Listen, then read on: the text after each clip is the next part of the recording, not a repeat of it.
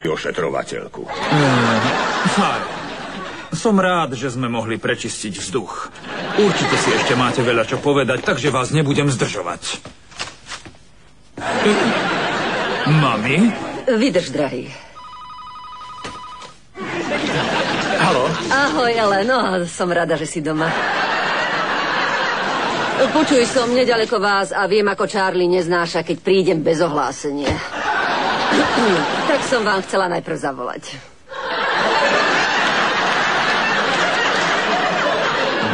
Poviem mu to. Charlie, príde k nám mama. Povedz, že tu nie sú. Ahoj, Zlatko. Ahoj, Rose. Dobrý, Evelyn. Ocko, toto je Charlieho mama Evelyn, to je môj otec Harvey. Harvey, veľmi ma teší.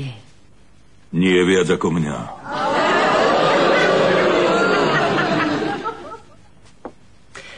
Tak, o čo tu ide?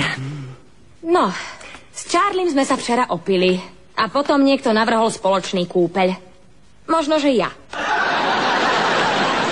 A potom sme spolu strávili noc.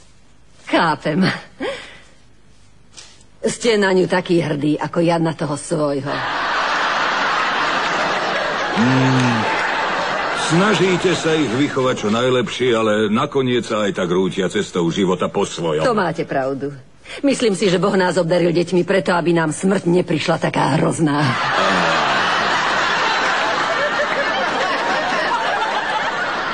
Takže, Evelyn, ste vydatá? V tejto chvíli nie. Prečo? Niečo vám napadlo? No, mohli by sme začať malou večerou. To znie dobre. A ako to chcete zakončiť? Simultánne.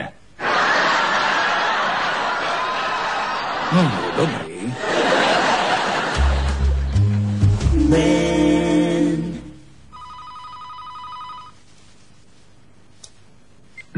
Haló? Ahoj, mami. Počkaj, Ellen. Áno? Otvor dvere. Chlapci, máme problém. Musíme sa porozprávať. Čo sa deje? Nevideli sme ťa pár dní. Nesťažujeme sa. Konštatujeme.